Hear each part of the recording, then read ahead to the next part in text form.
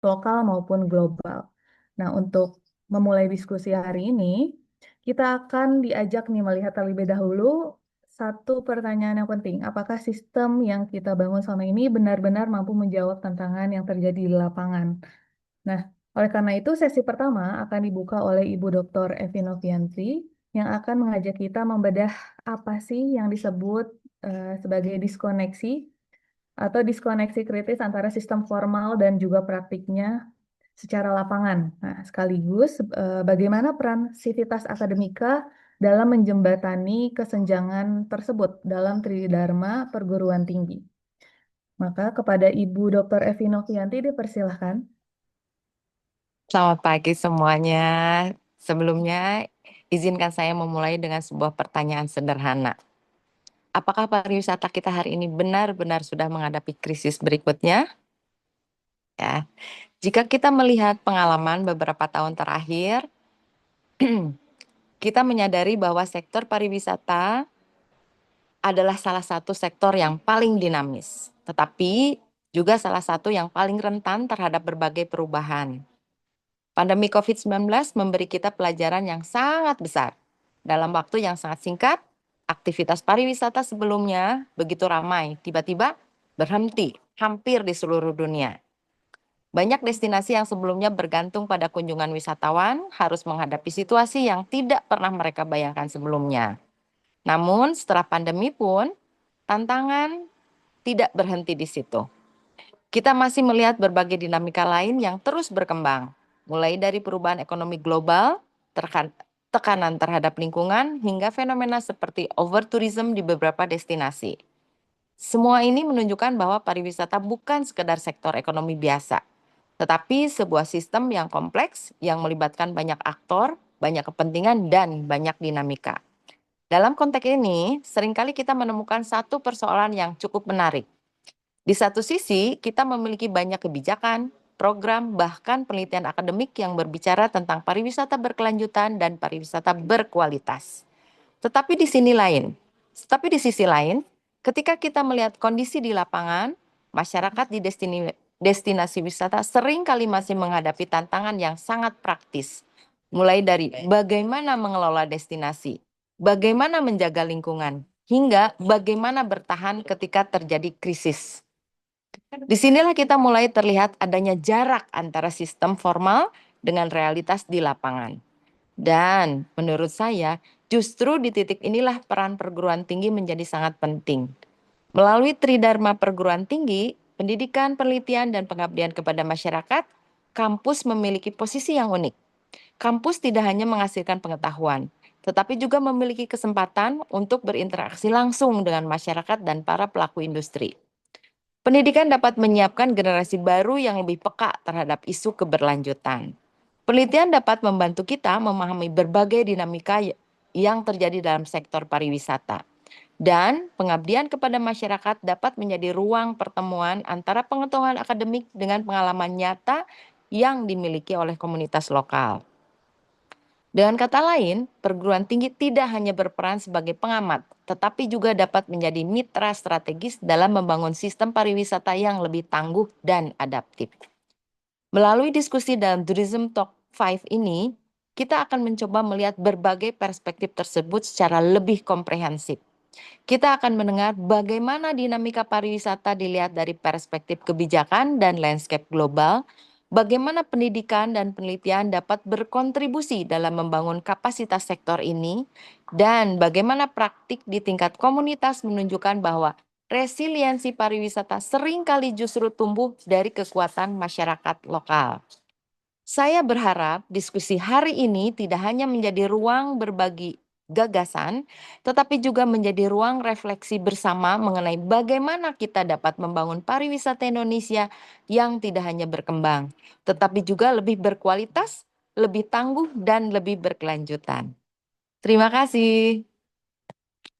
Baik, terima kasih kepada Ibu Dr. Evi Novianti atas paparan yang sangat reflektif ya. Jadi dari penjelasan tadi kita bisa melihat bahwa atau mendengarkan ya bahwa resiliensi pariwisata itu nggak hanya berkaitan dengan kebijakan gitu atau program formal aja, tapi berkaitan dengan bagaimana aktor-aktor di dalamnya. Jadi sebuah ekosistem pariwisata dapat bekerja lebih terhubung dan responsif terhadap perubahan.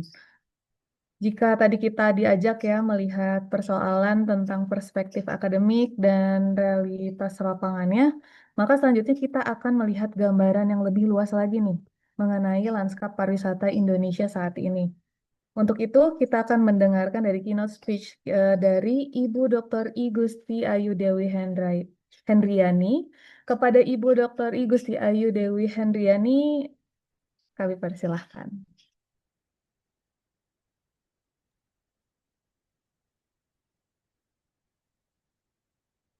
Baik, selamat pagi. Pagi, Bu. Assalamualaikum warahmatullahi wabarakatuh. Om Swastiastu, sehat selalu bagi kita semua. Bapak Ibu yang saya hormati, Bu Evi, terima kasih tadi sudah mengawali. Kemudian teman-teman semuanya, para narasumber dan hadirin sekalian. Izinkan saya mewakili dari sisi pemerintah ya, menyampaikan pertama apresiasi untuk forum diskusi hari ini. Kegiatan seperti Tourism Talk menjadi ruang yang sangat penting bagi kita semua untuk mempertemukan gagasan akademik dengan realitas praktik di lapangan. Jadi pariwisata hari ini tidak berdiri sendiri dalam ruang yang stabil. Tadi sudah disampaikan oleh Bu Evi. Kita lihat bersama saat ini situasi geopolitik sedang terjadi ya, di mana pariwisata berada dalam lanskap global yang semakin kompleks dan penuh dengan turbulensi atau ketidakpastian. Kemudian kita lihat juga banyak berbagai perubahan iklim, disrupsi teknologi, hingga pada dinamika sosial yang terus berkembang. Nah, saya juga ingin menyampaikan pertanyaan nih, seperti Bu Evi. Ya, bagaimana memulihkan pariwisata, tetapi bagaimana memastikan juga pariwisata kita mampu bertahan dan bertransformasi di tengah ketidakpastian. Lanjut, next slide. Nah, Bapak Ibu, saat ini kita melihat sebuah paradoks dari sektor pariwisata. Di satu sisi, indikator makro menunjukkan pemulihan yang cukup menggembirakan sebelumnya. Realisasi investasi sektor pariwisata pada semester 1 tahun 2025 lalu bahkan telah mencapai sekitar 34,02 triliun rupiah.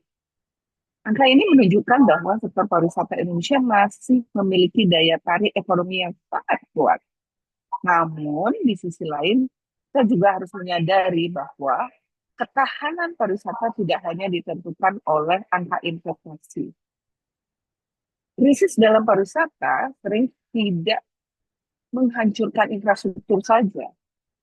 Yang paling rentan justru adalah aset yang tidak berwujud, seperti reputasi atau citra destinasi, persepsi keamanan, tingkat kepercayaan wisatawan. Nah, ketika citra destinasi terganggu, dampaknya dapat berlangsung jauh lebih lama dibandingkan kerusakan fisik yang terlihat. Inilah sebabnya mengapa resiliensi pariwisata harus dipahami sebagai sebuah kapasitas sistemik, bukan sekedar kemampuan untuk pulih setelah krisis. Nah, kita lanjutkan. Next slide. Tantangan berikutnya adalah persoalan tata kelola. Banyak kajian dari berbagai sumber, apakah internal atau eksternal Indonesia, menunjukkan bahwa kolaborasi lintas sektor merupakan kunci dalam membangun pariwisata yang berkualitas dan tangguh. Namun demikian, dalam prakteknya kita masih sering menghadapi fragmentasi kebijakan dan koordinasi antar aktor. Kekuatan yang sebenarnya dimiliki oleh komunitas lokal, masyarakat, pelaku usaha, akademisi, dan pemerintah seringkali belum terintegrasi dalam sebuah satu sistem yang utuh. Nah, akibatnya ketika krisis terjadi, respon yang muncul sering bersifat sektoral dan reaktif, bukan kolaboratif dan strategis. Padahal justru di tingkat akar rumput, di desa wisata, ya, masyarakat lokal, dan jaringan masyarakat secara luas, kita sering menemukan ketangguhan sosial yang menjadi fondasi penting bagi keberlanjutan destinasi wisata. Lanjut. Nah, Coral Indonesia ini dalam konteks, kembali lagi, dalam konteks buku yang hari ini kita bedah sebelumnya, ya, menawarkan sebuah gagasan penting. Konsep ini mengambil inspirasi dari ekosistem terumbu karang yang mampu bertahan dan berkembang karena adanya hubungan saling menopang antara berbagai organisme di dalamnya. Jadi dalam kerangka koral, ketahanan pariwisata dibangun melalui tata kelola kolaboratif berbasis pentahelik yang melibatkan pemerintah, akademik, pelaku usaha, komunitas, dan media tentunya. Jadi pendekatan ini menempatkan komunitas lokal dan kearifan lokal yang dimiliki oleh masyarakat bukan sekedar sebagai objek pembangunan, tetapi sebagai bagian integral dari sistem pengambilan keputusan. Dengan demikian, pembangunan pariwisata tidak hanya bersifat top-down, tetapi juga dari bottom-up untuk memperkuat kapasitas adaptif dari masyarakat di tingkat akar rumput. Lanjut. Nah, bagaimana koral ini bekerja? Sebelumnya saya ingin mengulas bahwa yang menarik dari pendekatan ini adalah perubahan paradigma yang ditawarkan. Selama ini banyak sistem pariwisata hanya berupa untuk kembali ke kondisi sebelum krisis atau yang disebut dengan bounce back. Namun, pendekatan tersebut seringkali membuat sistem kembali pada kondisi yang sebenarnya sudah rapuh. Jadi melalui Coral Indonesia, kita diajak untuk bergerak menuju konsep bounce forward, yaitu menggunakan krisis sebagai momentum untuk memperkuat sistem, memperbaiki tata kelola, dan membangun pariwisata yang lebih tangguh di masa depan. Dengan mekanisme ini, ketahanan pariwisata tidak hanya bergantung pada satu institusi, tapi menjadi hasil dari orkestrasi kolektif seluruh pemangku kepentingan. Nah, bagaimana Coral bekerja nanti akan diulas lebih banyak oleh para narasumber, tentunya diawali dengan deteksi dini krisis, koordinasi pentahelik, respon krisis, dan pembelajaran sistem menuju ketangguhan pariwisata atau tourism resiliency.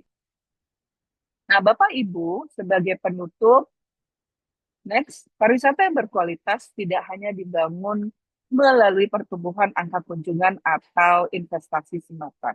Ia membutuhkan fondasi yang lebih dalam, ketahanan sistem, kolaborasi lintas sektor, penguatan kapasitas masyarakat di tingkat akar rumput.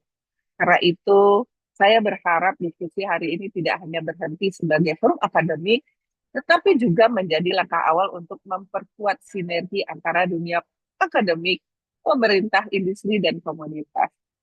Semoga bisa dituangkan gagasan ini dalam buku Coral Indonesia yang sudah publish. Selamat untuk menjadi referensi, inspirasi bagi kita semua dalam membangun pariwisata Indonesia yang lebih tahan. Demikian dari kami, dari saya. Terima kasih. Wassalamualaikum warahmatullahi wabarakatuh. Saya kembalikan ke FT. Waalaikumsalam warahmatullahi wabarakatuh. Ibu Dewi, terima kasih atas pemaparannya ya, dan juga atas waktunya dan pemaparannya tadi kan kita membahas tentang lanskap pariwisata Indonesia ya, dan pentingnya membangun sistem ketahanan yang mampu beradaptasi terhadap dinamika global nih, apalagi sekarang kan ya, belakangan ini kita juga tahu global sedang terjadi apa.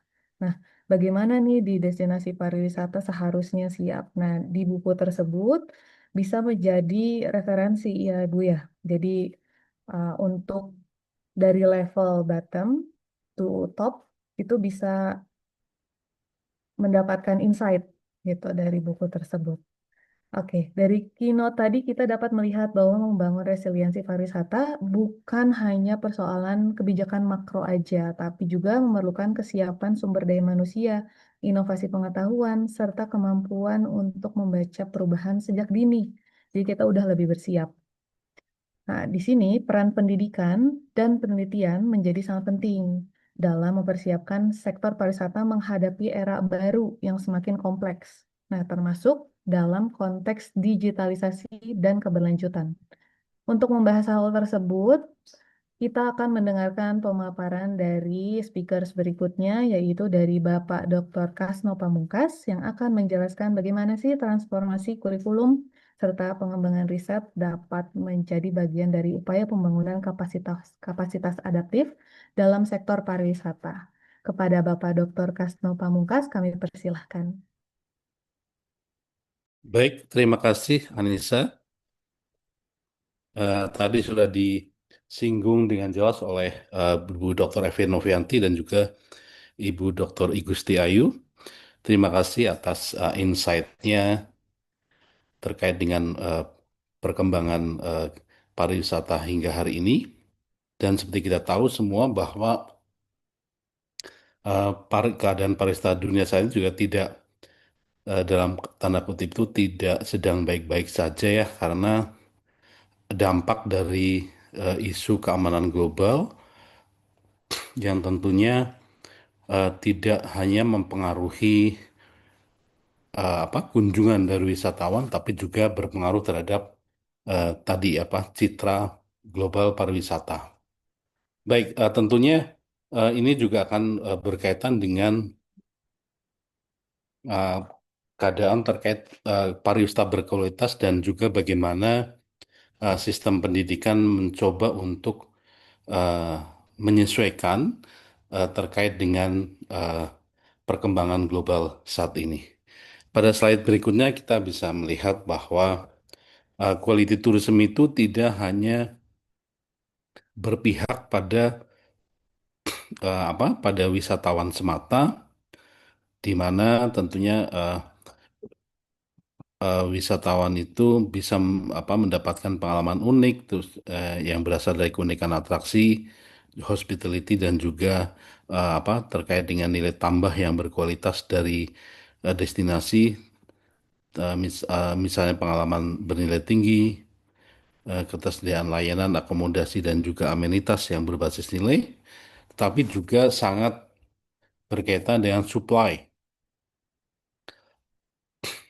termasuk kesiapan dari destinasi dan pelaku usaha ya. Oke. Misalnya kita bisa melihat daya saing atau basic competitiveness yang kita ambil dari World Economic Forum ya. Ada daya dukung lingkungan, kemudian kebijakan pendukung, kemudian infrastruktur fisik dasar, atraksi sumber daya alam dan juga budaya, serta prinsip sustainability atau keberlanjutan. Jadi ketika kita bicara tentang pariwisata itu tidak hanya bertumpu pada aspek ekonomi saja, tetapi juga bertumpu pada aspek pelestarian lingkungan dan juga uh, konservasi sosial budaya masyarakat. Sehingga tidak terjadi degradasi dari nilai-nilai sosial budaya masyarakat, tidak terjadi kerusakan lingkungan karena dampak pariwisata. Artinya jangan sampai karena aktivitas pariwisata maka terjadi isu lingkungan yang bisa kemudian menyebabkan ditutupnya destinasi tersebut misalnya ya. Sebagai contoh misalnya ketika KDM mengeluarkan eh, ke- menurut saya sih kekurang bijakan pariwisata terkait larangan study tour ya, itu eh, karena sistem yang dibangun atau sistem yang berkembang dalam pelaksanaan study tour itu tata kelolanya terutama ya itu kurang bersifat dalam tanda kutip ramah terhadap ekonomi masyarakat sehingga eh, bisa dikatakan tidak sejalan dengan prinsip sustainability.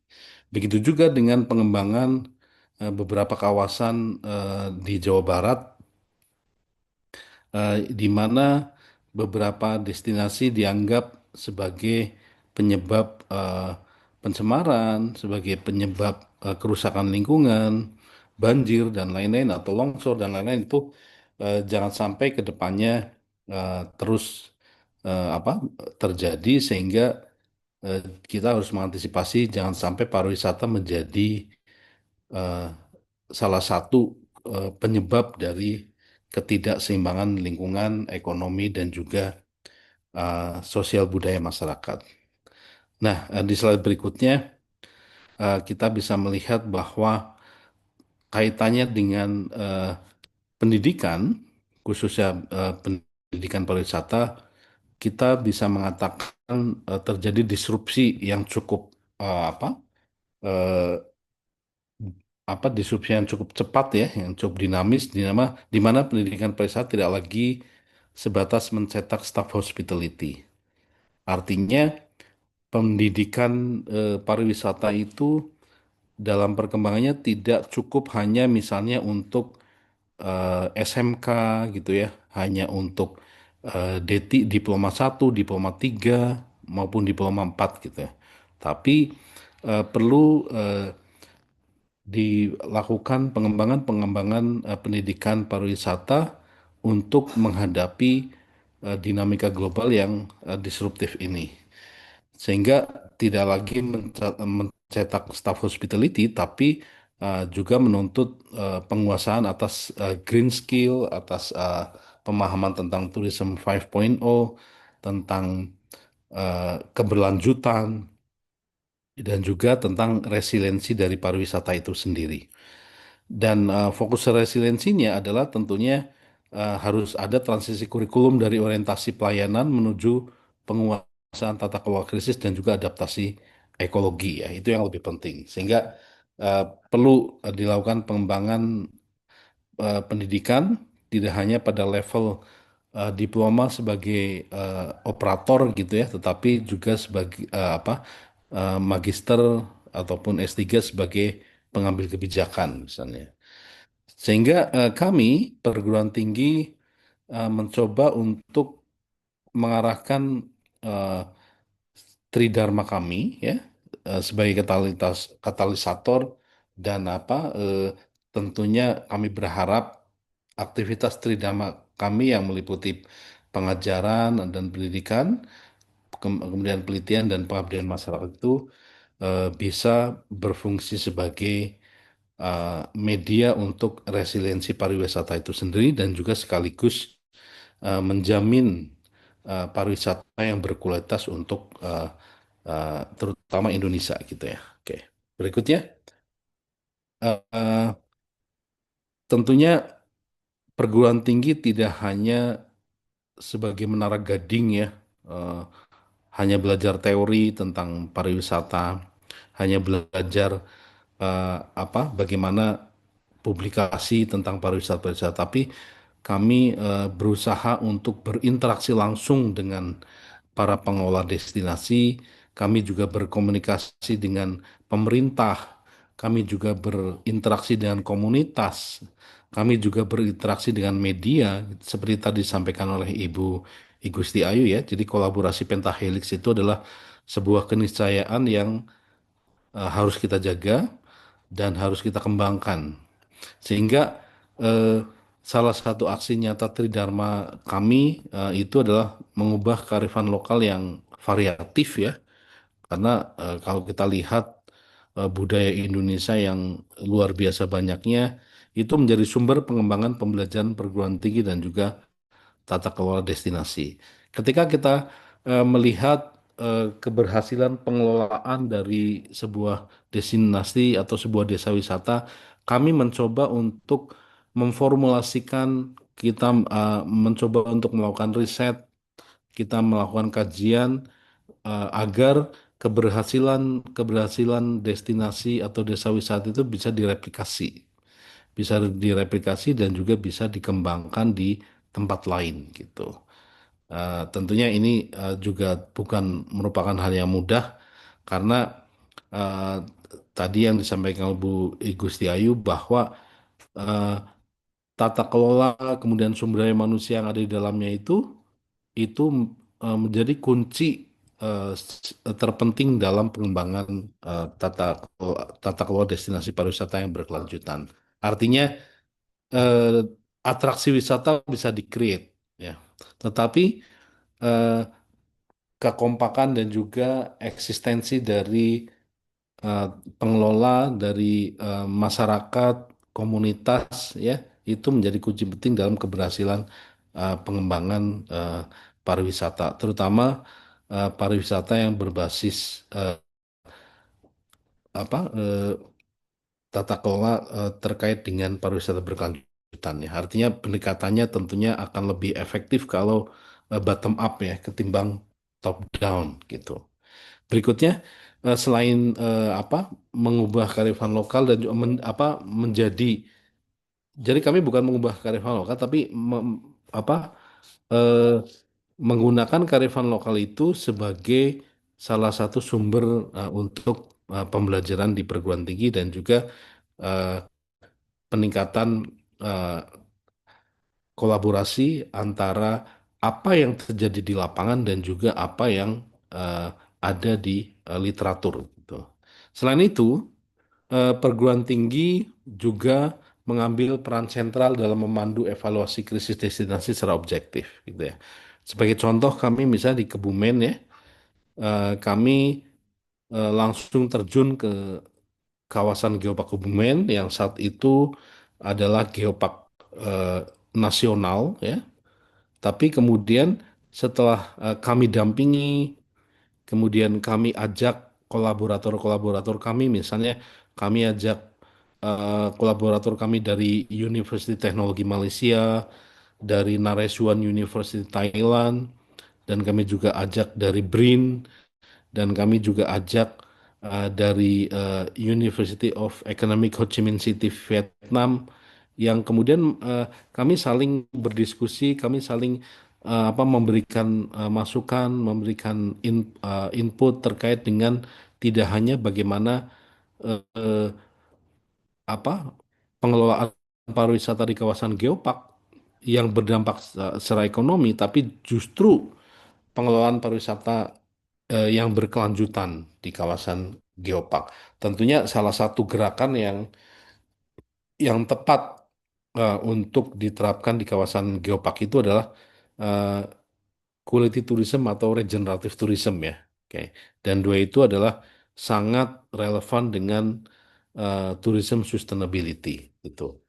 Sehingga kami dalam tanda kutip kroyok, ya, dan kami juga berkolaborasi dan mereka dengan saling berbagi pengalaman di negara masing-masing, dan kami tentunya bisa menggarisbawahi salah satunya adalah peran dari eh, pendidikan tinggi itu cukup strategis dalam eh, mendukung implementasi dari pariwisata berkelanjutan. Karena selama ini ketika tadi Ibu Dr. Igusti Ayu mengatakan bahwa eh, pandemi itu merupakan salah satu titik balik dari pariwisata berkualitas, pariwisata berkelanjutan, artinya kita harus memastikan jangan sampai malah terjadi bounce back pariwisata sebelum pandemi gitu, ya. Jadi eh, harusnya pariwisata setelah pandemi itu lebih berprinsip pada pelestarian lingkungan, pada pelestarian sumber daya, pelestarian sosial budaya masyarakat, dan juga pemberdayaan ekonomi masyarakat. Jadi jangan sampai malah bounce back, mass tourism, over tourism yang berdampak negatif pada lingkungan itu terjadi kembali gitu. Dan juga tourism lebih berpihak pada uh, pebisnis pariwisata ketimbang masyarakat gitu, ya. Nah, itu yang harus kita coba uh, apa uh, teliti, kita coba kembangkan sehingga pariwisata setelah pandemi itu bisa uh, apa kembali ke fitrahnya, yaitu pariwisata yang berkelanjutan, yang tentunya berorientasi pada lingkungan, sosial budaya masyarakat, dan juga pemberdayaan ekonomi, ya, gitu. Di slide berikutnya, eh, kita juga menjadikan pengalaman lapangan dan hasil riset untuk eh, digunakan sebagai basis pengembangan pariwisata berkelanjutan, ya. Artinya, ketika kami melakukan riset di lapangan dan kita mendapatkan data atau fakta di lapangan ternyata tidak sesuai dengan prinsip-prinsip pariwisata berkelanjutan, maka kami juga melakukan dalam tanda kutip eh, intervensi meskipun tipis-tipis gitu ya, karena bagaimanapun juga akademisi itu tidak bisa berjalan sendiri gitu ya, artinya perlu peran pemerintah, peran perusahaan atau pengusaha, perlu peran komunitas dan juga media gitu. Tapi memang betul ya, kolaborasi pentahelix itu harus selalu dibangun, harus betul-betul terintegrasi, jangan sampai berjalan sendiri-sendiri gitu ya. Kami juga menyampaikan kepada masyarakat terkait dengan konsep quality tourism seperti apa, terus kemudian penerapannya di kawasan geopark seperti apa, dan alasannya kenapa kami harus menerapkan quality tourism di kawasan geopark, karena jangan sampai kalau terjadi mass tourism, over tourism di geosite, kawasan geopark itu alih-alih berdampak positif untuk ekonomi masyarakat, tapi justru malah mengancam keberadaan geosite dan juga akan berdampak terhadap revalidasi geopark tersebut. Jadi khawatirnya nanti malah terjadi degradasi lingkungan atau perusakan geosite sehingga eh, mengancam revalidasi ya, yang tadinya dianggap sebagai geopark UNESCO, mungkin bisa juga kita jadi dapat kartu kuning ya, atau kartu merah pada saat revalidasi, sehingga bisa mencabut eh, reputasi geopark tersebut sebagai geopark UNESCO gitu. Di slide berikutnya, eh, sebagai contoh, nah, kami melakukan riset di kawasan geopark Kebumen ya. Sehingga kita bisa menyimpulkan bahwa terjadi economic disparity ya, wisatawan di sana dan juga masyarakat di kawasan geopark gitu. Dan mereka, baik wisatawan maupun masyarakat lokal itu ternyata belum mempunyai kesadaran lingkungan yang bagus gitu. Artinya eh, di sini kita bisa berperan, di sini kita bisa memberikan penguatan-penguatan bagaimana agar pemahaman masyarakat, pemahaman wisatawan terhadap lingkungan itu meningkat gitu. Sehingga risk baik pendidikan, baik riset maupun baik pengabdian masyarakat yang kami lakukan di destinasi atau desa wisata di kawasan geopark itu betul-betul berdampak gitu. Dan itu yang nanti kemudian akan menjadi bahan ajar di kami, ya, bahan ajar di kami dan kami terapkan di realitas masyarakat di pariwisata di kawasan Kebumen gitu. Oke, di slide berikutnya, dan kita bisa melihat misalnya ternyata dari aspek ekonomi yang datang ke Geopark Kebumen itu eh, low budget turis gitu ya. Mereka itu eh, datang tapi membelanjakannya sedikit ya. Dan bahkan kalau kami kadang-kadang dalam tanda kutip prihatin ya, banyak wisatawan yang datang ke pantai misalnya yang merupakan salah satu geosite di Geopark Kebumen, mereka itu malah bawa makanan dari rumah gitu. Bawa makanan dari rumah, kemudian menggelar tikar gitu ya, makan-makan terus kemudian mereka nggak belanja di masyarakat yang menjual produk kuliner maupun UMKM di situ, tapi malah mereka membawa makan dari rumah, makan di situ dan kemudian mereka meninggalkan sampah gitu. Nah itu yang tentunya harus kita tingkatkan edukasi terkait keberlanjutan pelestarian lingkungan kepada masyarakat. Jadi jangan sampai mereka melakukan aktivitas pariwisata meskipun mereka dalam tanda kutip bukan sebagai wisatawan seluruhnya ya. Justru banyak yang hanya sekedar pengunjung gitu karena mereka eh, tidak sedikit juga pengunjung yang berasal dari kabupaten kota sebelah yang hanya datang pagi, siangnya pulang gitu.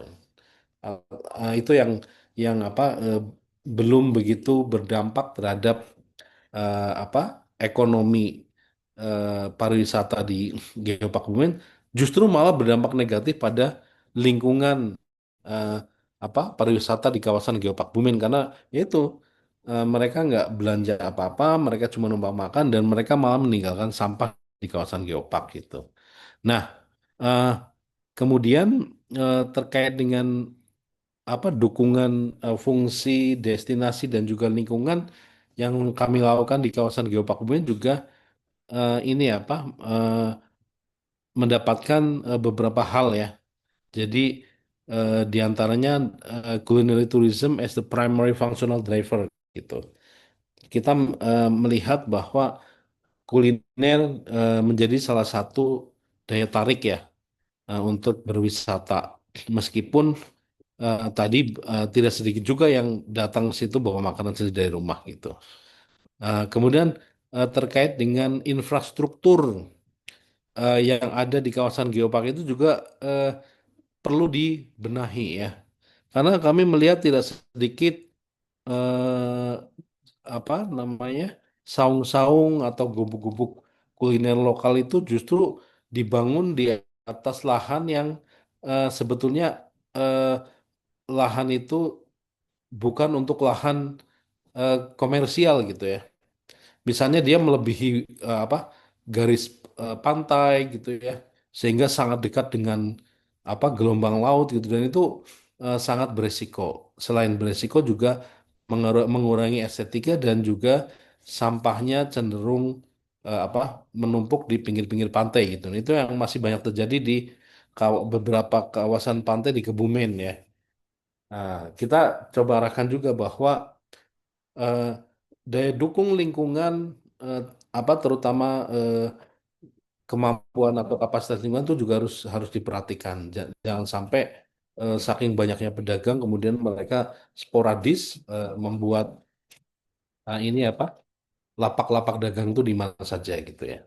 Oke, slide berikutnya terkait dengan apa eh, apa yang kami lakukan di Geopark Kebumen saat ini ya.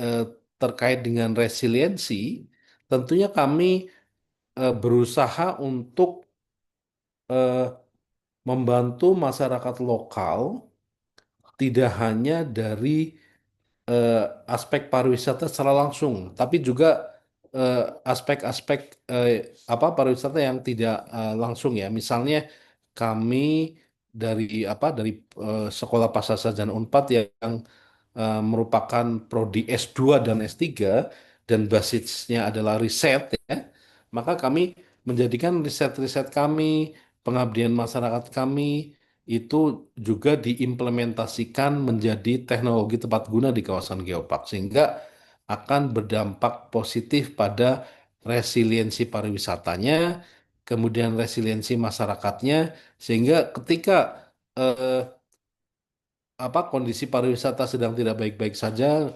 wisatawan kunjungannya menurun drastis gitu ya, mereka masih bisa eh, bertahan ya, mereka masih bisa melakukan aktivitas yang tentunya bisa mendukung perekonomian mereka. Nah, misalnya ini beberapa contoh nih, bagaimana untuk meningkatkan kualitas apa produk lokal ya, terutama yang berbasis agrowisata, itu kami menyertakan prodi bioteknologi ya, bioteknologi baik S2 maupun S3 untuk eh, menerapkan hasil riset kami terkait dengan ekoenzim dan pupuk organik cair di Sentra Kelengkeng Indonesia di Desa Lambu Purwo, Kecamatan Mirit, Kabupaten Kebumen ya. Dan ini merupakan salah satu biosite Geopark Kebumen. Dan juga peningkatan kapasitas ekonomi dan pelestarian lingkungan melalui pengelolaan mangrove ya, eh, di mana eh, Geopark Kebumen juga memiliki mangrove yang ternyata cukup positif dampaknya selain sebagai carbon saving, mangrove itu juga bisa digunakan untuk pengembangan ekonomi lainnya ya. Oke.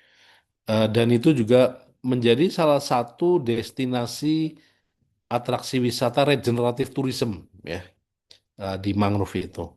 Dan juga kita melakukan pemetaan potensi air tanah guna mendukung ketersediaan air dan keberlanjutannya, terutama untuk meningkatkan ketahanan lingkungan. Dan juga yang tidak kalah penting adalah bagaimana pengelolaan sampah, ya, tentunya berbasis komunitas di kawasan Geopark Global UNESCO. Dan kami juga mendukung transformasi digital desa wisata, terutama optimalisasi potensi pariwisata berkelanjutan di daerah di desa Ambal Resmi melalui pelatihan literasi komunikasi. Nah, ini kita lihat dampaknya ya dari kita mendampingi dari tahun 2018 ya. Saat itu baru dinyatakan sebagai geopark nasional. Kemudian saat ini alhamdulillah menjadi geopark global UNESCO. eh, Pendampingan yang kami lakukan dan tentunya berbasis hasil riset juga ya, itu Kebumen menjadi daerah dengan jumlah daya tarik wisata dan event terbanyak tahun 2024. Kebayang yang tadinya Kebumen tidak diperhitungkan untuk pariwisata, dan kami juga terus berusaha untuk membawa melalui riset-riset kami dan pengabdian masyarakat kami eh, terkait eh, bagaimana implementasi pariwisata berkelanjutan, gerakan quality tourism, gerakan regenerative tourism sehingga meningkatkan dalam tanda kutip kasta pariwisata di kawasan geopark, dan kami berharap ini bisa menjadi percontohan ke depannya tentunya yang tidak hanya berdampak positif pada ekonomi masyarakat Kebumen tapi juga menjadi contoh baik, menjadi best practice untuk konservasi lingkungan dan juga pelestarian sosial budaya masyarakatnya. Ya, itu untuk bahan diskusi kita. Terima kasih banyak. Saya serahkan kembali ke moderator. Silakan. Baik, terima kasih banyak Pak Kasno atas pemaparannya yang menarik banget ya dan banyak sekali insight yang kita dapatkan untuk nanti di sesi diskusi. Lalu em, dari kesimpulan yang saya dapatkan, kita harus benar-benar memahami konsep quality tourism ya, sehingga untuk di level manapun kita bisa mengaplikasikannya. Jika kita sudah sadar, kita juga akan apa refleks ataupun akan menularkan kepada rekan-rekan yang ada di sekitar kita juga untuk bisa menjadi responsible tourist, yang sehingga nantinya juga akan membangun quality tourism. Lalu dalam banyak kasus, justru kekuatan komunitas ini yang membuat sebuah destinasi memiliki karakter yang berbeda dan memberikan pengalaman yang otentik bagi wisatawan. Nah, oleh karena itu, sesi berikutnya kita akan melihat bagaimana resiliensi dan kualitas pariwisata juga dibangun dari akar rumput melalui praktik community-based tourism dan penguatan kapasitas masyarakat lokal yang akan disampaikan materinya oleh Bapak Eldo Della Montano. Baik, langsung saja kepada Bapak Eldo Della Montano, kami persilahkan. Siap. Bismillahirrahmanirrahim. Mudah-mudahan terdengar ya suaranya ya. Cek ya. Sip. Eh ya, eh, pada bagian ini ya saya akan mengangkat dari sisi peran pengabdian dalam ekosistem community based tourism. Nah, masih dalam lingkup peran perguruan tinggi ataupun kampus, salah satu dari tridharmanya adalah pengabdian. Dan bentuk pengabdian ini bisa diaplikasikan dalam berbagai bentuk, dalam berbagai saluran-salurannya yang disediakan oleh pihak kampus maupun yang dibuat secara mandiri oleh mahasiswa itu sendiri, seperti itu. Nah, tadi dari eh, Pak Kasno juga menerangkan bahwasanya ada program-program pengabdian yang dibuat yang di yang dibuat oleh pihak kampus. Nah, kemudian dari mahasiswa juga sering melakukan kegiatan-kegiatan pengabdian di luar dari program tersebut. Nah, dalam rangka pengabdian ini, pihak mahasiswa juga sering melakukan eh, pencarian dana sendiri, gitu ya, bahkan dari koceknya mereka sendiri melakukan pengabdian. Dan daerah-daerah pengabdiannya pun juga cukup jauh, dan saya pun juga beberapa kali terlibat dalam kegiatan pengabdian yang sampai keluar pulau, seperti itu. Eh, Boleh slide berikutnya? Ya. Nah, ini ada beberapa potret eh, pengabdian yang bisa kita kategorikan melalui jalur resmi, jalur resmi dari kampus. Nah, di sini ada beberapa contoh yang terakhir, yang terbaru gitu ya, dari akhir tahun 2025 kemarin. Ini terjadi ada banjir Sumatera. Nah, jadi dari pihak kampus, ya, ini kampus-kampus yang ada di Jawa, kampus Unpad, kampus Undip, melakukan eh, pengumpulan dana sebagai bentuk kepedulian terhadap bencana banjir. Nah, bencana banjir adalah salah satu bentuk krisis yang membuat dampak terhadap sektor pariwisata, salah satunya. Dan sektor pariwisata ini, ketika kita lihat lebih dalam, ini juga mempengaruhi aktivitas ekonomi yang ada di masyarakat tersebut. Nah, jadi dari Aceh, Sumatera Barat, Sumatera Utara juga mengalami dampak dan krisis yang cukup panjang dan cukup luas. Nah, di sini kita bisa lihat bagaimana kampus secara kapasitasnya itu ingin melakukan pengabdian, terlibat dalam proses pemulihan dari krisis yang terjadi. Nah, kemudian yang terbaru, kalau kami di Bandung Raya, terjadi juga longsor di daerah Cisarua.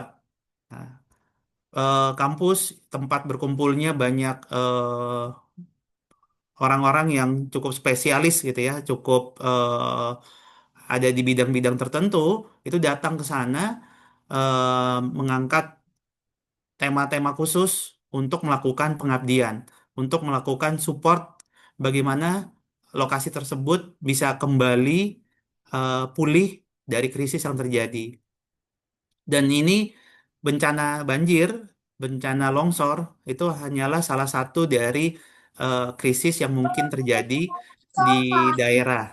Nah, kemudian masih banyak lagi krisis-krisis. Ya, kalau kita masih mengingat seperti penyakit gitu ya, COVID itu pun juga terjadi. Nah, kemudian saat ini eh, terjadi eh, dari global yang lokasinya cukup jauh dari Indonesia, tapi itu mempengaruhi krisis pariwisata yang ada di lokal Indonesia. Boleh lanjut? Nah, kita juga membahas ketika dampak-dampak krisis yang terjadi di dalam suatu daerah itu melibatkan masyarakat lokal. Nah, di sini masyarakat masyarakat lokal itu dipandang sebagai pilar utamanya. Nah, dari paparan Ibu Dewi, dari paparan Pak Kasno juga mengangkat tentang kearifan lokal. Nah, masyarakat lokal sebagai pilar utama, mereka mempunyai kearifan lokal dalam rangka untuk bertahan hidup dari yang yang mereka lakukan secara turun-temurun. Dan ini sudah melewati berbagai macam kondisi, keadaan, baik negara maupun lingkungan.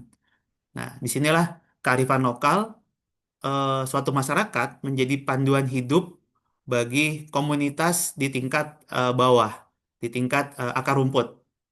Nah, pengetahuan ini membantu masyarakat memahami dinamika alam serta merespon resiko lingkungan secara praktis. Nah, jadi mungkin kita juga bisa melihat atau mengetahui bahwasanya eh, masyarakat menuangkan kearifan lokalnya tersebut dalam bentuk aturan-aturan yang mengikat bagi masyarakat. Ya mungkin kita bisa mengenal ada namanya istilah awik-awik, aturan masyarakat adat, bagaimana berkunjung atau memasuki hutan adat. Nah, di sanalah kearifan lokal tersebut jalan gitu ya, eh, aktif.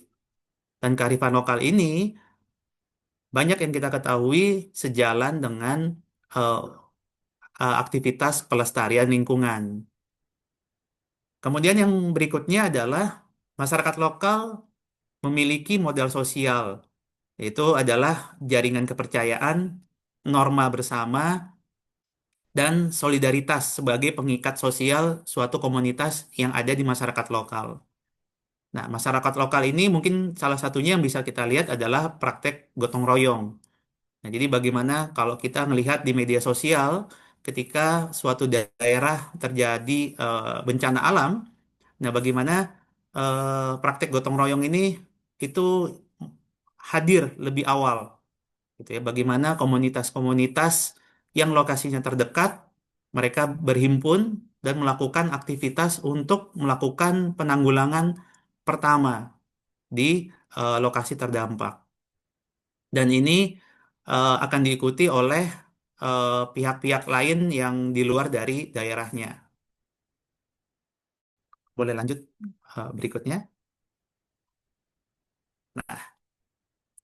Di sini kita melihat bagaimana kampus memiliki peran strategis dalam bentuk pengabdian. Di awal saya sebutkan bentuk-bentuk pengabdian itu ada jalur-jalur yang sudah ada programnya melalui kampus, ada juga yang diinisiasi sendiri oleh mahasiswa sebagai masyarakat yang ada di dalam kampus. Nah, mahasiswa di sini mereka berhimpun kemudian mempelajari daerah-daerah yang akan mereka kunjungi untuk melakukan pengabdian. Nah, mereka juga terkoneksi dengan stakeholder yang ada di daerah tersebut untuk mempelajari apa sih yang menjadi tantangan dari daerah tersebut untuk maju, baik dalam bidang ekonomi, dalam bidang pariwisata, bahkan dalam bidang pelestarian lingkungan. Disinilah mahasiswa tidak hanya dalam satu ragam jurusan, dalam satu ragam program studi, tapi mereka datang dari berbagai latar belakang pendidikan. Nah, jadi ada yang dari latar belakang sosial, eh, STEM, dari science, mereka bergabung, mereka berdiskusi dan menghasilkan aksi nyata ataupun program-program nyata untuk masyarakat setempat. Nah, pertama kita melihat ada peran kampus adalah sebagai katalisator capacity building. Nah, pengabdian masyarakat oleh akademisi dan relawan tidak seharusnya berhenti pada pemberian bantuan fisik.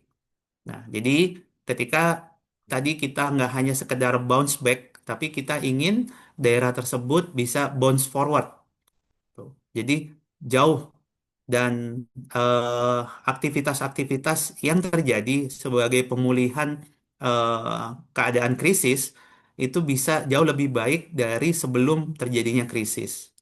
Nah, disinilah kampus dalam bentuk pengabdian sebagai katalisator capacity building.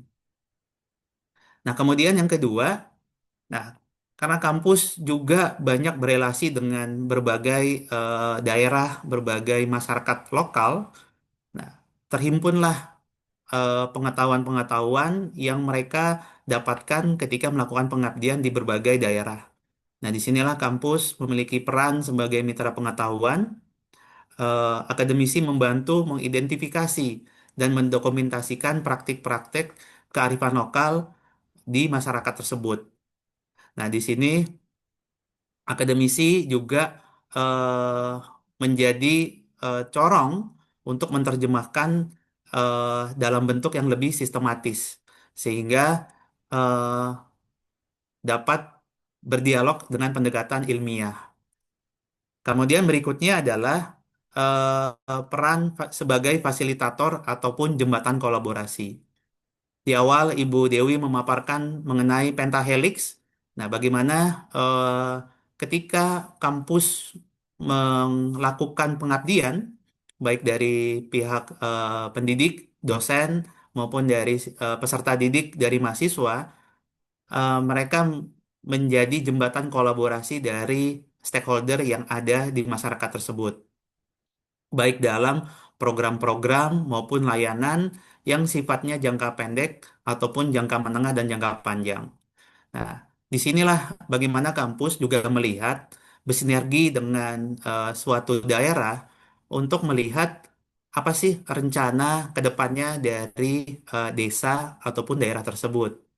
Nah, biasanya desa atau daerah memiliki rancangan eh, kemajuan dari desa tersebut, mungkin berdasarkan program yang diturunkan oleh Kemendes, gitu ya, Kementerian Desa. Nah, lanjut. Oke. Nah, dalam buku Koral sebagai kerangka operasional resilience Indonesia. Nah, di sini saya mengutip dari buku tersebut, tugas manajemen krisis modern bukanlah mengganti aset, melainkan merangkulnya. Kita harus mempelajarinya, mengodifikasinya, dan menjadikannya fondasi pengetahuan dalam setiap strategi. Nah, jadi bagaimana kampus melalui aktivitas pengabdian menemukan menemukan kearifan lokal dari suatu daerah, kemudian menjadikannya fondasi pengetahuan, sehingga eh, proses adaptasi dalam strategi tersebut mudah dilakukan dan diterima oleh masyarakat setempat. Kemudian berikutnya adalah bagaimana kita dapat merancang sebuah kerangka kerja yang tidak lagi menyingkirkan kekuatan akar rumput, tetapi justru pilar menjadikannya pilar utama resiliensi pariwisata Indonesia. Nah, jadi kita bisa melihat bagaimana masyarakat dengan kearifan lokalnya adalah sebagai tokoh utama, sebagai pilar utama untuk tidak hanya untuk mengatasi krisis, tapi melakukan bounce forward sebelum terjadinya krisis. Mungkin itu dari saya untuk sebagai bahan diskusi kita ke depannya. Terima kasih. Oke, terima kasih kepada Bapak Eldo Della Montana untuk paparan yang sangat inspiratif ya. Kalau saya garis eh, tarik garis benang merahnya itu ada setuju ya berarti dari sisi praktisi dan juga akademisi dan juga dari tingkatan-tingkatan di atasnya bahwa memang harus dari bottom ya untuk bisa membuat pariwisata itu menjadi resilient. Jadi untuk sekarang akhirnya kita masuk ke waktunya diskusi.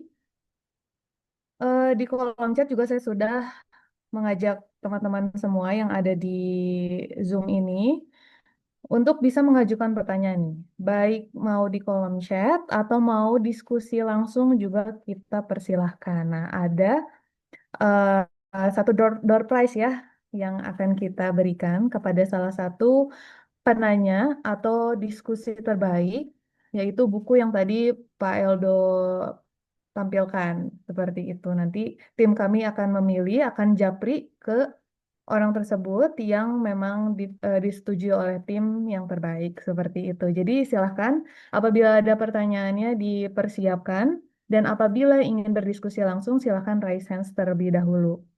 Gitu. Oke, sekarang kita buka sesi tanya jawabnya. Yang pertama untuk Watashi Travel di sini, Bapak apakah mau diskusi langsung, mau bertanya langsung, atau mau saya bacakan saja? Mas Bacakan Atok, saja. dibacakan saja. Oke, siap.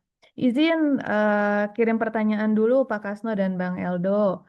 Agak sedikit panjang. Dalam program pengabdian masyarakat, kampus seringkali sukses membina komunitas atau desa wisata dari nol nih. Tapi realita di lapangan yang kita temui sebagai travel agent, banyak destinasi binaan tersebut memiliki potensi besar, tapi belum market ready atau siap jual. Standar CHSE, hospitality, sampai perhitungan pricing paket sering belum sesuai standar industri untuk kita tawarkan ke wisatawan domestik maupun inbound. Yang jadi pertanyaan, bagaimana formulasi sinergi yang tepat agar perguruan tinggi bisa melibatkan kita dari industri tour and travel atau asosiasi sejak fase inkubasi sehingga output dari pengabdian masyarakat ini tidak hanya berdaya secara sosial tapi langsung menghasilkan produk pariwisata yang layak jual dan berkelanjutan. Hatur nuhun.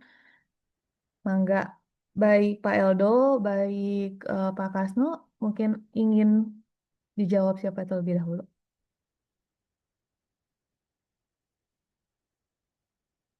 Pada Bapak Kasno mungkin masih ada di room chat ini.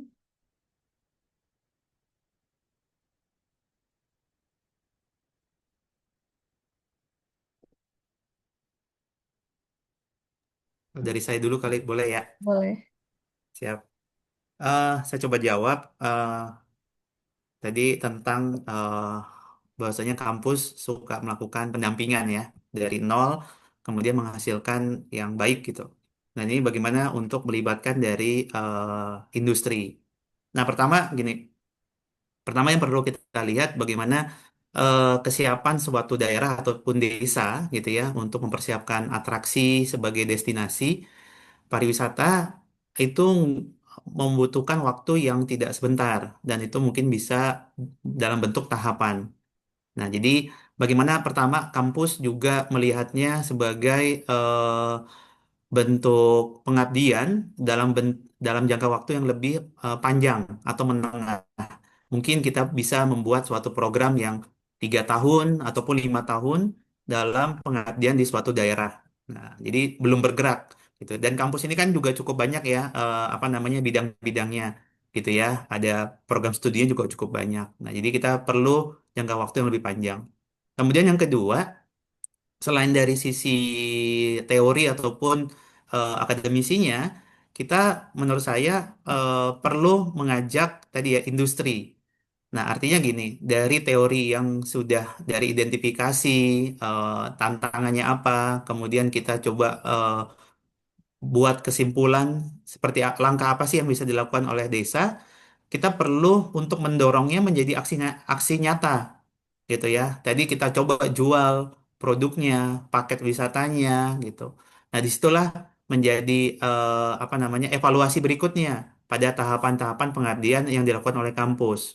Nah, sehingga peran dari khususnya tour and travel atau asosiasi ini sangat penting gitu ya. Bagaimana tour and travel mau masuk gitu ya kepada suatu destinasi yang baru yang baru punya program atau paket wisata, mereka mau sebagai mitra untuk melakukan penjualan ataupun promosi. Nah, dan ini pun jadinya tadi ya melengkapi eh, apa namanya pentahelix. Nah, dari industri, dari akademisi dan juga masyarakat lokal. Seperti itu. Nah, sehingga dalam tahapannya mungkin bisa jadi langsung ramai gitu ya. Dan tadi poin-poin dari harganya, dari kesiapan infrastrukturnya, itu mungkin kita akan menemui beberapa catatan gitu ya, yang menjadi bahan untuk pengembangan di masa mendatang, pengembangan berikutnya bagi desa. Mungkin itu dari saya. Ya. Terima kasih Pak Eldo. Sebetulnya saya sangat setuju ya untuk pendapatnya dari Pak Eldo sendiri. Mungkin dari Bapak Kasno ada tambahan atau pelengkap Ya, bagaimana? izin saya menjawab pertanyaan yang terakhir dulu ya ini ya. Oh iya, Dari ini apa dari Rizka. oh dari Rizka. Baik. Eh, apakah konsep pariwisata berbasis benar-benar dipahami oleh pelaku industri atau justru masih lebih banyak menjadi wacana akademik? Nah ini menarik sekali ya. Jadi kalau kita bicara tentang apa pariwisata berkualitas ini tidak hanya apa berfokus pada destinasi saja gitu ya, tapi juga berfokus pada wisatawannya gitu. Makanya salah satu kata kunci apa pariwisata berkualitas ya yang harus dicapai bersama itu adalah ini apa eh, wisatawan yang tepat di destinasi yang tepat gitu. Karena tidak jarang ketika destinasi tersebut sudah apa terkelola dengan baik, mereka sudah menyiapkan aktivitas-aktivitas pariwisata yang tidak hanya something to see ya, tapi juga something to learn, something to experience, sehingga memberikan kesempatan yang lebih lama lagi untuk berinteraksi antara wisatawan dengan masyarakat lokal ya, dengan atraksi wisatanya, sehingga uh, apa memungkinkan untuk the longer to stay, the more money to spend gitu, gitu. Nah, hanya tidak sedikit juga eh, wisatawan yang datang itu ternyata bukan tipologi wisatawan yang tepat untuk destinasi tersebut gitu loh, untuk atraksi pariwisata tersebut. Sehingga alih-alih terjadi quality tourism, tapi justru malah mereka tidak menikmati, mereka tidak bisa apa dalam tanda kutip tadi ya menikmati destinasi tersebut, menikmati atraksinya, sehingga yang terjadi justru bukan quality tourism gitu. Mereka hanya datang foto-foto misalnya, terus kemudian pulang gitu ya. Bahkan seperti apa, saya dapat informasi dari ini apa, dari Desa Wisata Ngelanggeran ya, Mas Sugeng pernah apa bercerita di kelas ini, laboratorium pariwisata. Ternyata adanya peningkatan aksesibilitas jalan raya di Ngelanggeran ya, yang apa secara kasat mata kalau kita lihat infrastruktur ini aksesibilitasnya meningkat gitu ya. Ternyata tidak hanya berdampak positif untuk aksesibilitas itu sendiri, tapi juga mempunyai dampak negatif gitu. Karena justru wisatawan yang datang ke kawasan Geopark Ngelanggeran itu, kawasan Ngelanggeran itu justru mereka itu seperti ini apa, hit and run gitu.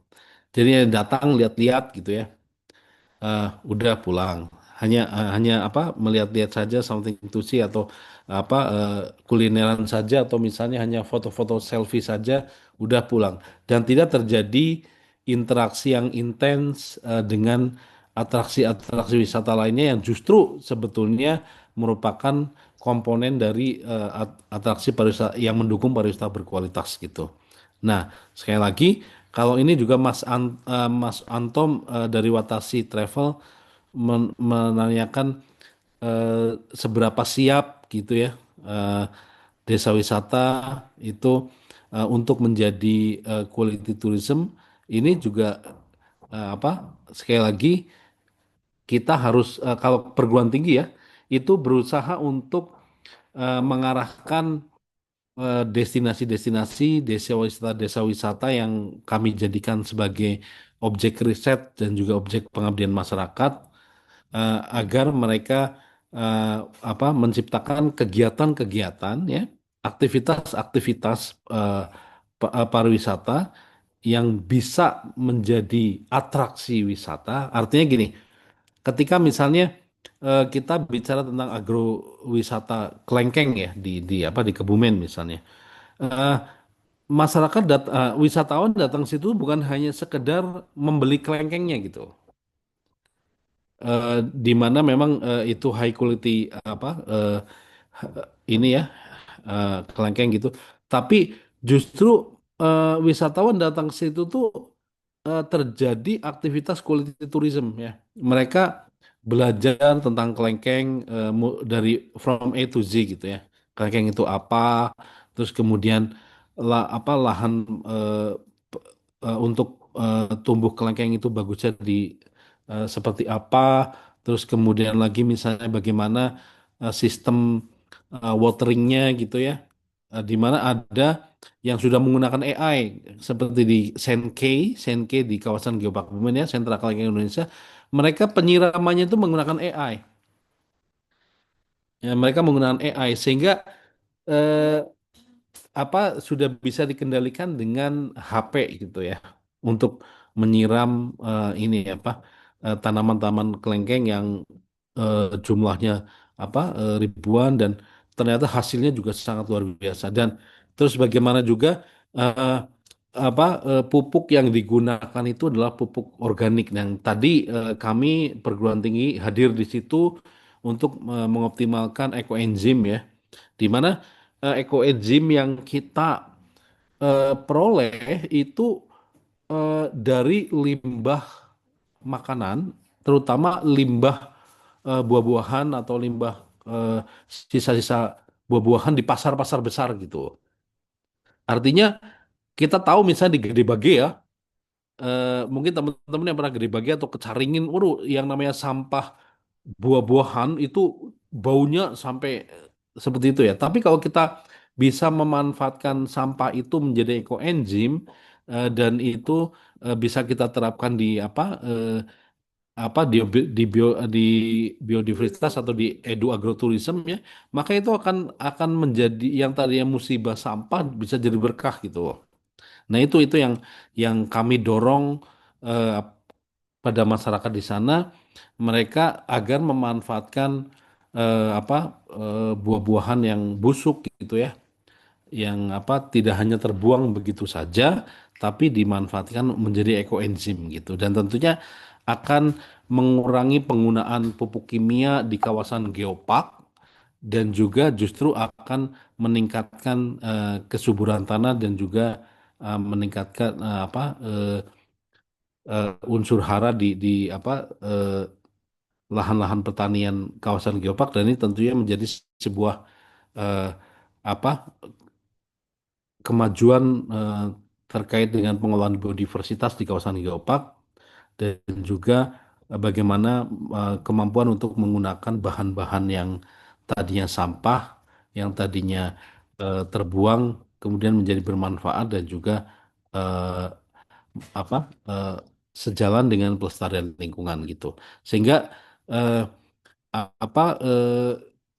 dalam pengelolaan destinasinya eh, kami mencoba untuk bagaimana mereka juga menerapkan eh, visitor management system gitu ya, supaya tidak terjadi over tourism.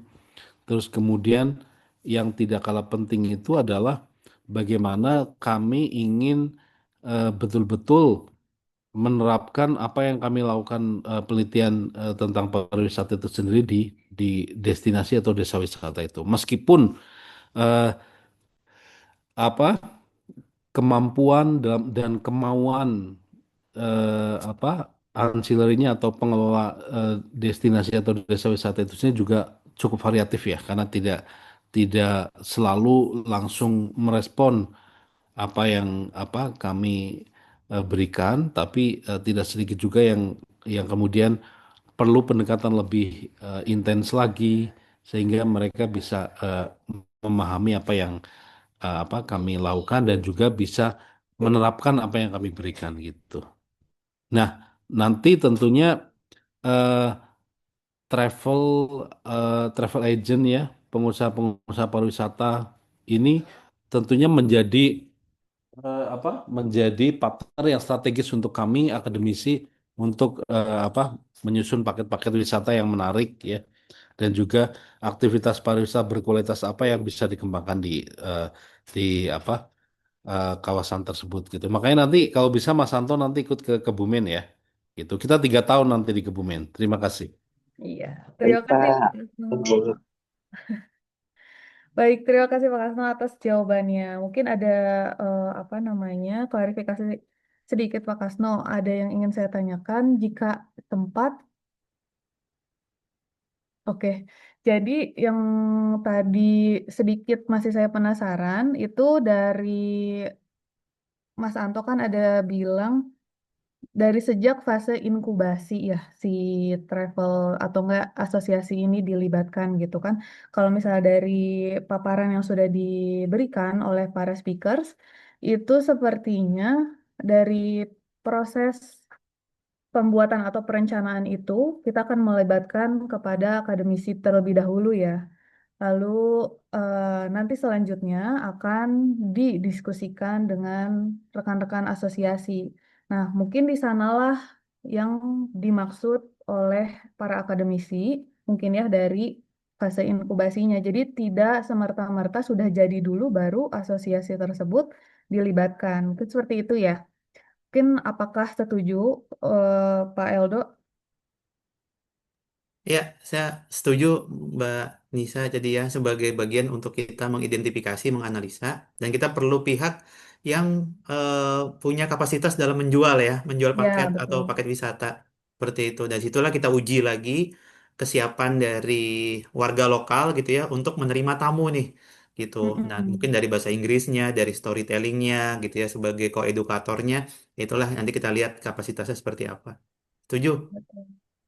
Jadi seperti itu. Oke, untuk tiga tadi ya, tiga pertanyaan sepertinya sudah terjawab.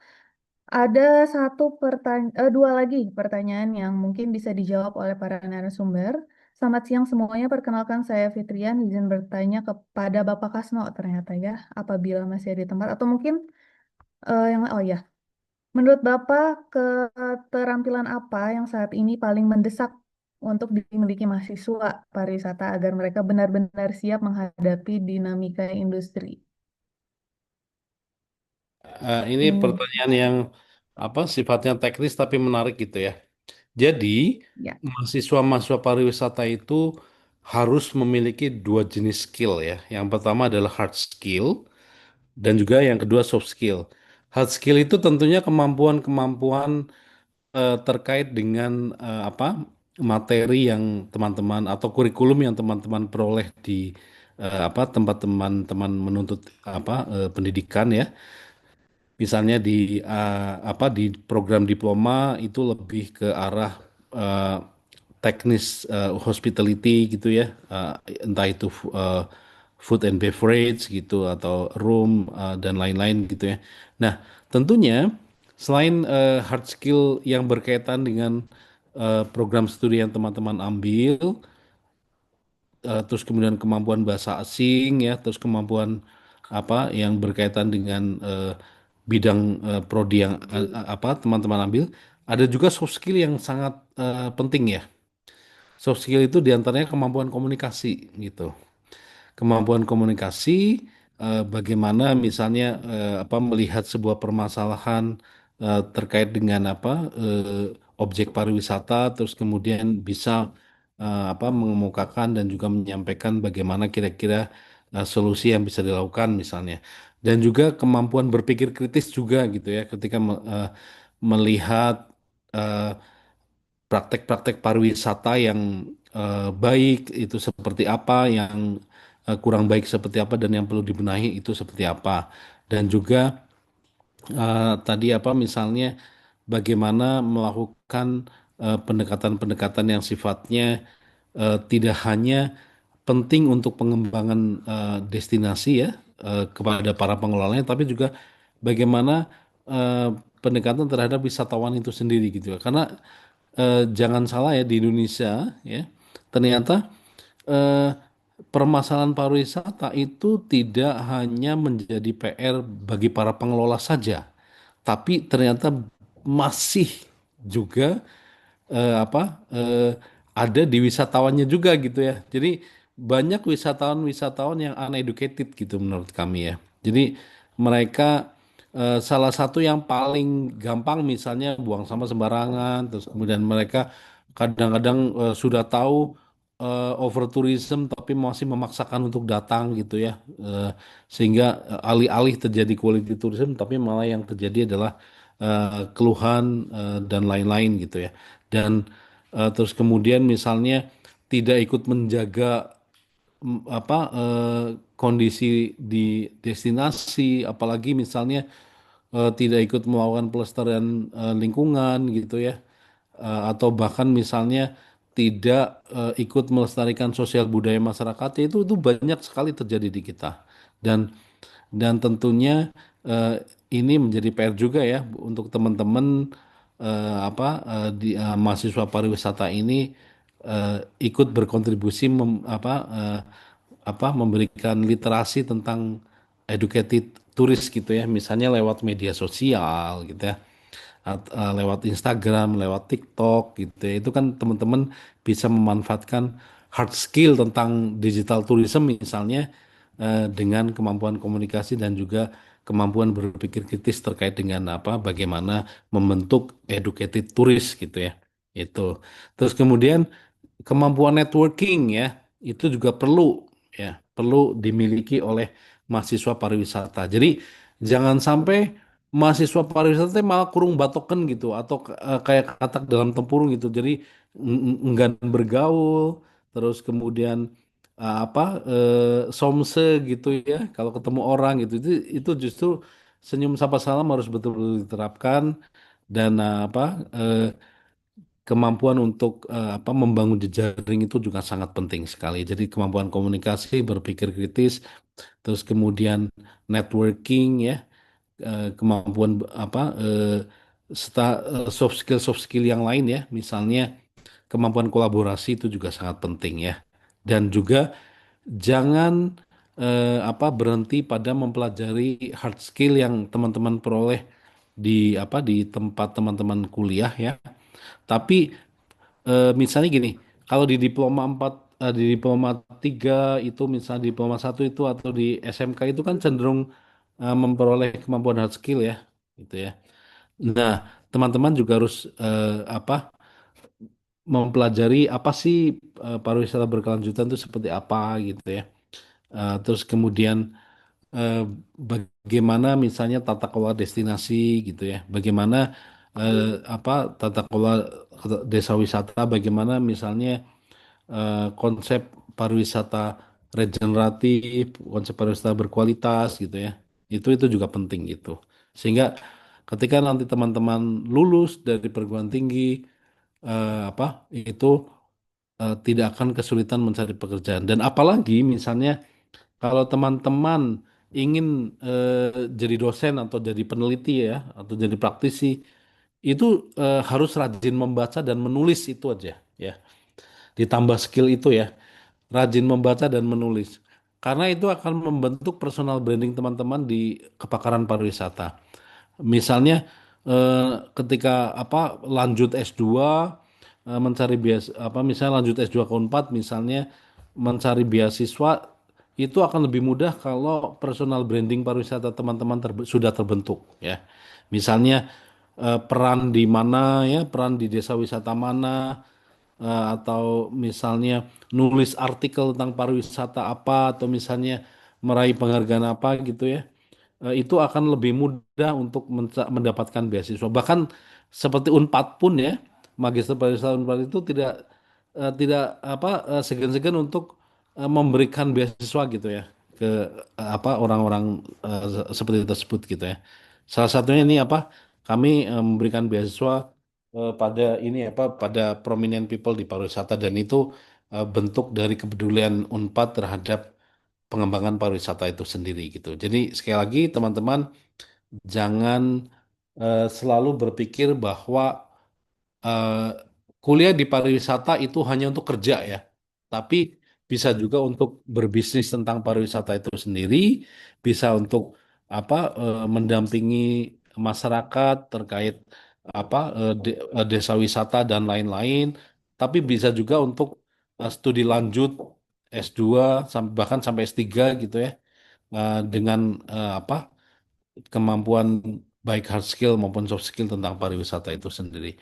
Nah, ini kebetulan kalau saya lihat ada ada Mas Sugeng nih ya, ada Mas Sugeng. Ini nanti bisa mungkin bagaimana sih apa eh, apa bisa mendapatkan beasiswa dan lain-lain gitu ya atau bahkan di sini banyak yang lain juga bagaimana em, apa melanjutkan eh, riset dan pendidikan terkait pariwisata sehingga bisa lanjut studi ke S2 ataupun S3 gitu. Baik, itu dari saya. Oke, terima kasih Pak Kasno untuk responsnya dan untuk apa namanya tadi yang Pak Kasno ceritakan, Mas Sugeng ini salah satu awardee ya yang diberikan oleh Sekolah Pasca Sarjana ya Pak ya. Untuk, nah Mas Sugeng juga kan dari praktisi, betul ya Pak? Nah, sehingga pada saat apply untuk beasiswanya sudah membuktikan diri terlebih dahulu. Mungkin seperti itu mungkin ya Pak, singkatnya. Oke, ini mungkin pertanyaan terakhir dari Saudari Yusfi.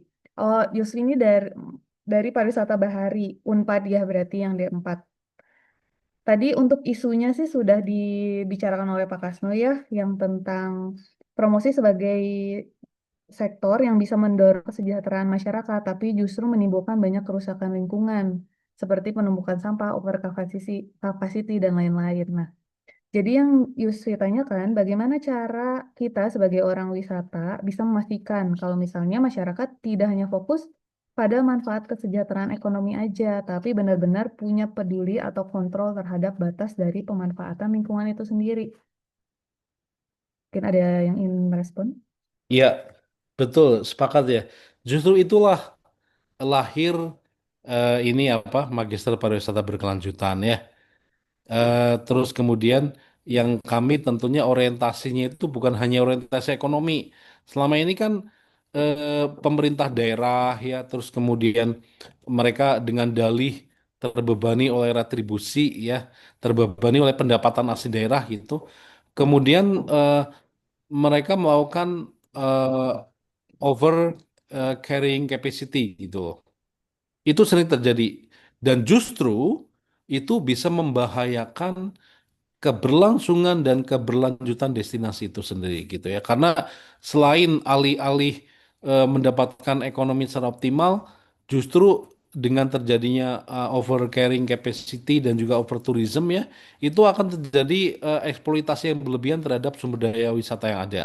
Perusahaan lingkungan, sampah di mana-mana, sehingga yang ada wisatawan bukan terdorong untuk menjadi repeater tourism, tapi mereka kapok gitu untuk datang situ lagi. Betul. Ya, sebagai contoh gini misalnya, ya, dalam praktek pariwisata berkualitas, misalnya nih, dalam 1 minggu itu ada terhitung gitu ya, dalam 1 minggu terhitung eh, 500 wisatawan misalnya, dalam 1 minggu ya. Tapi yang 500 wisatawan itu hanya pada 1 hari saja, hari Sabtu atau Minggu saja misalnya, itu pendapatan ekonominya tidak lebih daripada 500 wisatawan itu yang terdistribusi dalam 1 minggu misalnya nih. Itu ya. Karena apa? The longer to stay, the more to spend. Itu udah mutlak gitu ya. Ketika mereka datang di 1 atau 2 hari Sabtu atau Minggu misalnya yang terfokus pada weekend, mereka pasti alih-alih eh, tinggal lebih lama, justru mereka nggak bisa menikmati over capacity itu atau over tourism itu, sehingga mereka malah cenderung tidak banyak berinteraksi, tidak banyak membelanjakan uangnya di situ gitu ya. Beda dengan ketika mereka the longer to stay itu otomatis the more money to spend gitu. Mereka akan lebih membelanjakan banyak uang. Jadi sama-sama seminggu dapat 500 wisatawan ya, tapi pendapatan ekonominya akan berbeda gitu. Itu udah pasti. Kemudian eh, apa itu juga berlaku juga the right tourist on apa the right destination for the right tourist gitu ya. Artinya eh, pastikan juga terutama untuk teman-teman pelaku eh, apa perjalanan ya atau teman-teman agent pariwisata, pastikan Anda harus mampu mendistribusikan kunjungan wisatawan ke destinasi yang tepat gitu loh. Ya. Jadi jangan sampai malah memaksakan apa misalnya vibrant turis untuk ke apa explorer turis gitu loh. Itu akan akan unmatched ya, sehingga mereka tidak akan mendapatkan apa yang disebut dengan quality tourism itu. Oke ya, artinya sekali lagi juga the right destination for the right tourist atau the right tourist for the right destination. Nah, itu juga yang harus dipegang oleh apa teman-teman para pelaku perjalanan wisata ya untuk mengarahkan ini kemana nih. Jadi perlu sekali dijalin komunikasi pariwisata yang bagus, misalnya mereka kebutuhan pariwisatanya apa gitu ya. Apakah sekedar shopping misalnya atau sekedar something to see, jangan dipaksakan ke yang pariwisata yang memerlukan banyak interaksi atau juga banyak storynomicnya gitu, yang alih-alih nanti storynomicnya itu diperhatikan dipelajari dengan baik, itu malah diacuhin gitu loh, kayak gitu. Nah itu eh, sangat penting ya. Jadi sinergitas antara destinasi, pelaku perjalanan pariwisata atau travel agent dan juga wisatawan itu sangat penting untuk menciptakan quality tourism gitu ya. Jadi sekali lagi quality tourism itu tidak hanya menjadi tanggung jawab destinasi saja gitu, tapi paling tidak tiga itu ya dalam prakteknya ya, dalam runningnya eh, antara destinasi, pelaku tour and travel agent dan juga wisatawan itu sangat berperan penting mewujudkan quality tourism gitu. Ya. Terima Oke, kasih. ya. Terima kasih Pak Kasno untuk insight-nya begitu, untuk jawabannya kepada Saudari Yusfi. Oke, kita akhirnya Ya, sudah. ini ada dari Wina ya. Oke, dari Eh, Tewina. dari Namo Hijau ya. Ini ya, apakah dimungkinkan jika mau apply beasiswa namun profesinya bukan pengelolaan yang berkaitan dengan desa wisata, tapi dikelola swasta. Mungkin ya, bahkan saat ini ya, Makpar itu sedang bekerja sama dengan Kementerian Transmigrasi. Mungkin nanti Bu Evi sebagai Kaprodi bisa menambahkan, itu mendapatkan slot beasiswa untuk S2 pariwisata berkelanjutan sebanyak 25 orang, dengan kolaborasi dengan Kementerian Transmigrasi, di mana 1 tahun di Salor dan seperti project base gitu ya. Tapi tetap ada pembekalan di Makpar, kemudian setahun di sana dengan full cover living allowance, kemudian tiket pesawat pulang pergi itu juga ada. Jadi silakan eh, informasikan kepada teman-teman untuk mendaftar ya, dan tentunya nanti kami akan menyeleksi yang terbaik gitu ya. Dan tentunya kami juga akan berusaha untuk betul-betul memanfaatkan beasiswa ini untuk melahirkan insan-insan pariwisata berkelanjutan yang bermanfaat dan berdampak untuk pariwisata negeri ini. Terima kasih. Ya, amin, amin, ya Rabbal Alamin. Baik, terima kasih untuk informasinya loh Pak Kasno. Ini sangat, ya untuk saya pun ini sangat, ini ya, bermanfaat. Siapa tahu saya bisa juga. Oke, buat apa di ujung acara sekarang mungkin ada sedikit closing statement. Mungkin apalagi kan kita sudah membahas nih ya tentang quality tourism dan bagaimana sih seharusnya kita sebagai aktor di tourism ini berperan. Nah, bagaimana juga kita lebih siap sebagai aktor pariwisata gitu ya, eh, untuk bisa membuat destinasi pariwisata ini lebih resilient. Mungkin dari Pak Eldo, mungkin ada sedikit statement mungkin tentang resilient, atau dari Bu Dewi, Bu Evi, dipersilahkan. Mungkin dari Pak Kasno terakhir pun.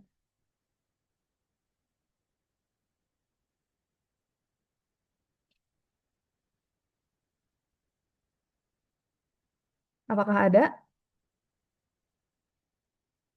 Iya, Bang Edo silakan. Boleh sedikit, Bapak. Nanti mungkin dari saya untuk closing statementnya begini. Jadi bagaimana kita ya sebagai penggiat pariwisata melihat potensi kearifan lokal yang ada di suatu daerah itu menjadi suatu yang khas. Jadi kita tidak melihatnya menjadi sama rata. Dan yang kedua adalah eh, bagaimana eh, kearifan lokal tersebut menjadi langkah kita untuk bounce forward untuk melakukan implementasi ataupun aplikasi dari suatu krisis yang terjadi pada masyarakat tersebut. Sehingga masyarakat tersebut mudah untuk menyerap dan melakukan adaptasi terhadap strategi-strategi bounce forward-nya. Mungkin itu dari saya. Oke, terima kasih pada Pak Eldo, Pak Kasno, Bu Evi, dan juga Bu Dewi Mungkin atas... dari Jadi, saya sedikit. ya Boleh, silakan. silahkan Ibu. Baik, terima kasih banget ini diskusi yang menarik hari ini, Pak Dr. Kasno, Pamungkas.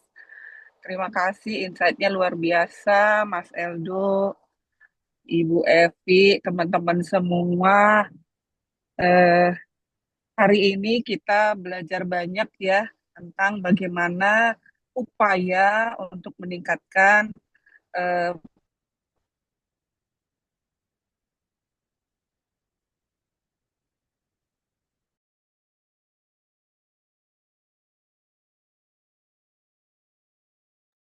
Oke. vaksinasi dari Lian.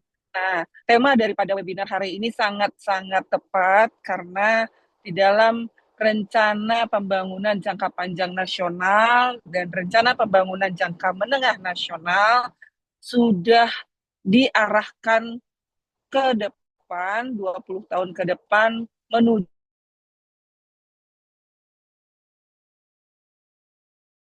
pariwisata. Jadi kolaborasi lintas kementerian lembaga untuk memang menyusun setiap tahun penilaian atau penghitungan quality tourism pada 10 destinasi prioritas dan 3 destinasi regeneratif. Jadi yang disampaikan oleh Pak Kasno tadi betul sekali bahwa upaya dari teman-teman yang ada di desa wisata di masyarakat untuk menumbuhkan pariwisata berkualitas, tidak hanya desanya, masyarakatnya, terlibat juga industrinya, dan bagaimana mengedukasi wisatawan itu sendiri ya Pak.